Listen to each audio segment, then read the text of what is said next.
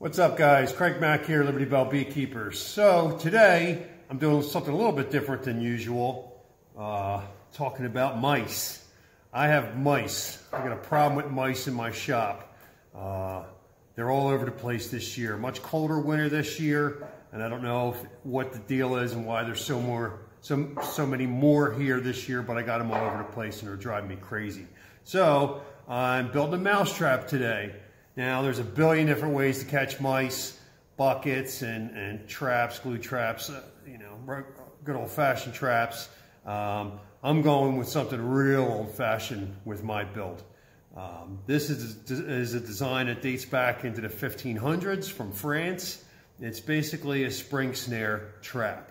So what I'm going to use is a block of wood, and I've already did all the layout work and all the drilling to this, so we won't waste a whole lot of time with that. Well, what you can see here is I'm going to have 4 slots to be able to catch mice.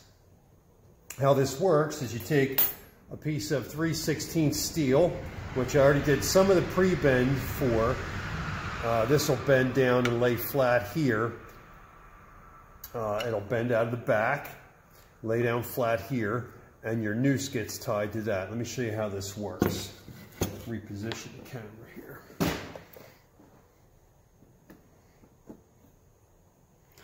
So, as I was saying, inside this hole, we're going to create a noose with some fine 24 gauge wire. How that works is we're going to feed it up through.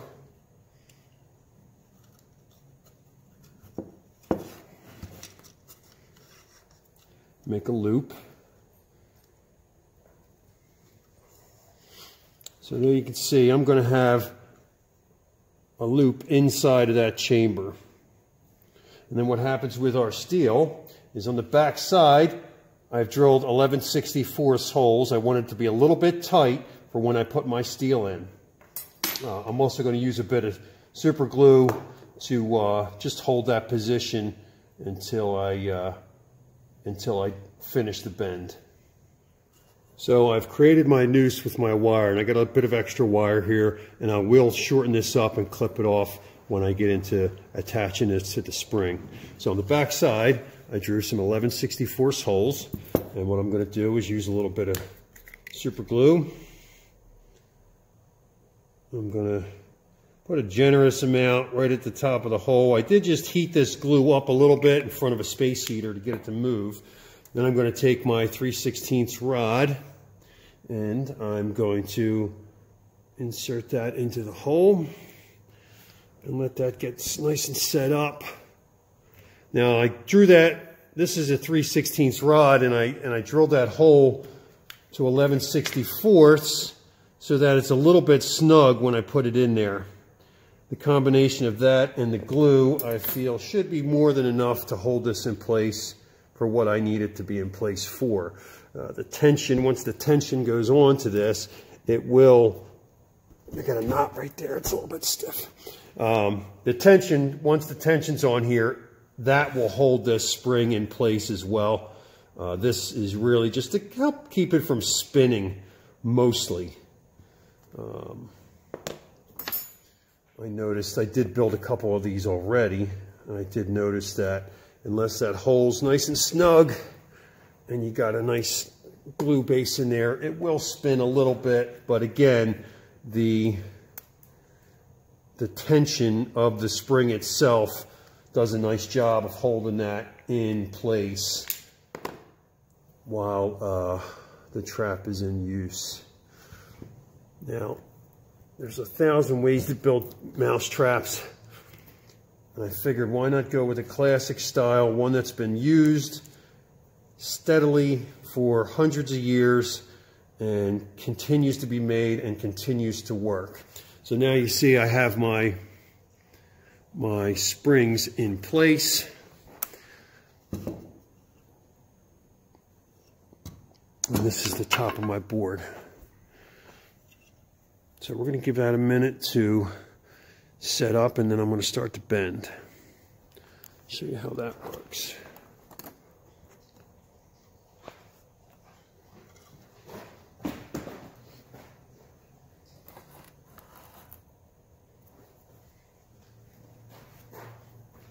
So at this point, I'm going to need a clamp. Usually I'll use a clamp like this, but any clamp that you have, any kind of flat clamp would probably be just fine.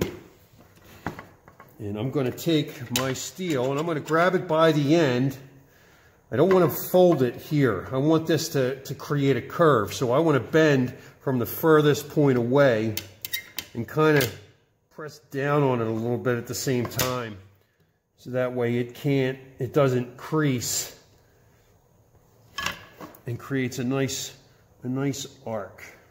Now this isn't overly difficult for me to bend and probably wouldn't hurt if I had this board clamped down, which I'm going to do right now. And like I said, I'm going to bring this down. You want it to kind of land right at the front of your board. Now that little bit of actuation there is more than enough. I only need this to travel about 3/4 of an inch, and right now it has the ability to do about 3 inches if I had to guess.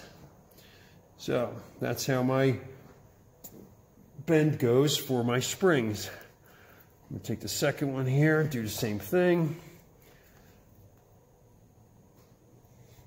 Again, I'm trying to create a curve. You could bend this around a piece of PVC or any kind of cylinder.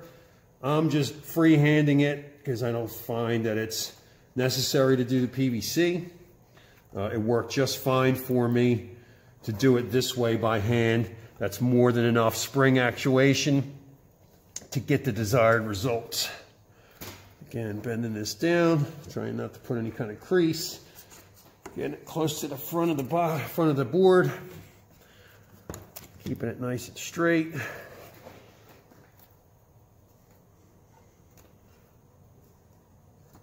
And there we go. Now, like I said, these will turn a little bit, and I do have that CA glue in there. So I'm going to turn this up and let this sit in front of the heater and warm it up and try to get that glue to set up. It is kind of chilly in here. Okay, so this glue is going to take a full 24 hours to cure. I don't have that kind of time to do on this video, but I don't need to worry about waiting because that'll set up in time and that can do that whenever. Okay, so the next part of this is attaching our noose.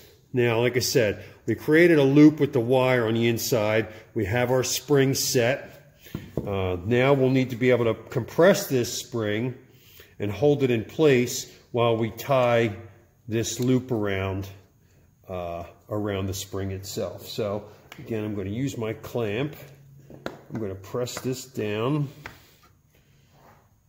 I'm going to press this down and use my grip clamp here to hold this in place.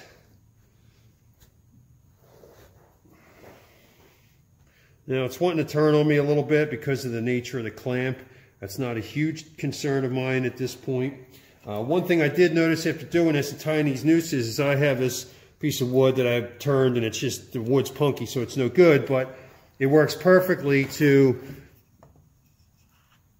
put inside the hole there to keep to maintain that circle of the noose while I'm working with this wire and getting it attached to the spring itself. Now I like to wrap this around at least once, generally twice. I'll wrap it and pull it tight. I'm trying to pull it back away from the lip of the wood there. And the same thing on this side. I'm going to wrap it twice. 1, 2. Okay, and then I'm left with two dog ears there. So I'm just going to cut them back to about 3/4 of an inch. And then I'm just going to twist those together. Get it started with my fingers. And then usually I'll grab it with the pliers and just spin it out until it's all ready there. And I got about 1/2 inch twist, and that's enough for me. And again, I'm just going to give them a cut with inappropriate cutters. So then I'm going to remove my dowel piece, and then we can release our clamp. And you can see that will pull that noose up and tight.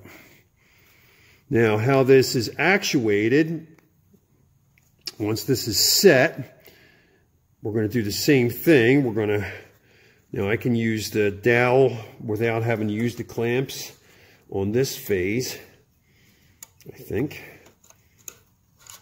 Yep. No, I can't. Just pushing it back. Okay, so I can use the clamp.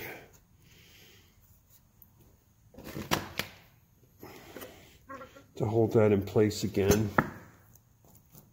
Now I got just some copper twine, and I'm going to cut myself off a piece, probably about 4 inches or so. Actually, you know what? I did this last time. Let me do it the same way. Now I left it attached to the spool, and I created myself a little needle, kind of, with a piece of wire. Just put a little loop on the end of it, and I'm going to use this to fish the wire through, or the twine through. Now this part of the trap is the most time consuming, and this is the thing that you'll have to do to set this trap every single time. You'll have to use this string. That's your actuator. What I mean by actuator is that's the switch. That's what's going to trigger the trap. So I pull my twine through. It's really not that difficult. And this is kind of a minimalist trap. Okay, so I'm going to pull about, I don't know, just a couple inches through, so I have something to grab a hold on with my big fingers, and so I can tie this tight. Now I want to tie this down there tight, because this is what's holding that spring in place. And as I said, this is what you're going to have to do to reset this trap every time. To me, this isn't that much work. Now you can leave it like that, or you can trim it. I'm just going to leave it right like that. So when I release this, as you can see in the bottom there, if you can see, I have my wire noose, and you can see the string behind it. Now, what you do with this, what can I use here? Okay, 2x.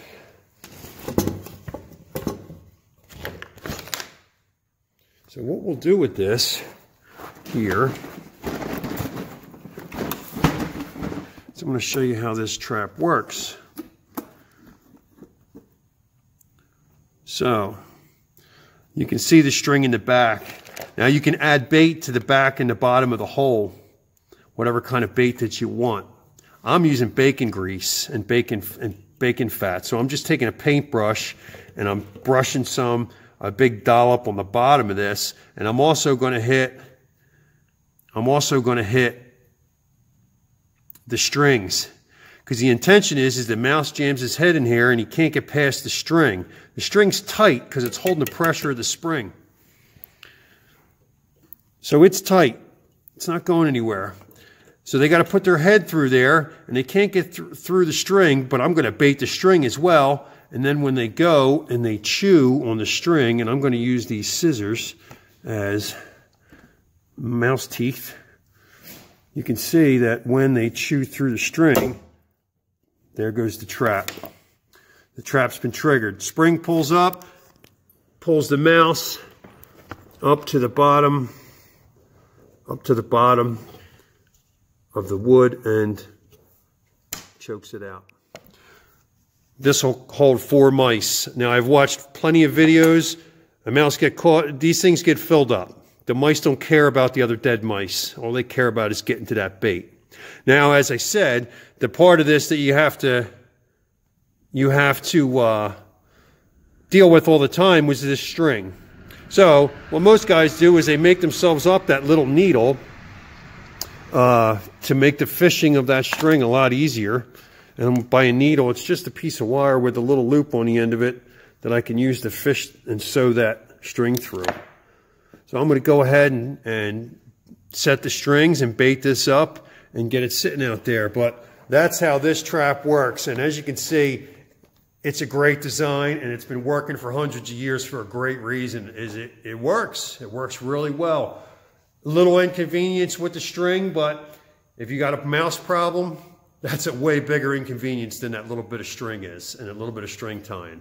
I love this. It's super practical. It's, to me, a very economical trap. If you think back to the 1500s, long before our days of excess, people didn't have a whole lot. So if they had mice, they could put a little bit of bait in there, and it would last and last and last because the mice can't get to the bait. It's always in there. So it's a great trap for a lot of reasons, and I can't wait to get it out there and take a look. Thanks so much for watching, guys. I hope you enjoyed that. Something different, but looking to bring some more of this kind of build videos into my repertoire. Thanks for watching. See ya.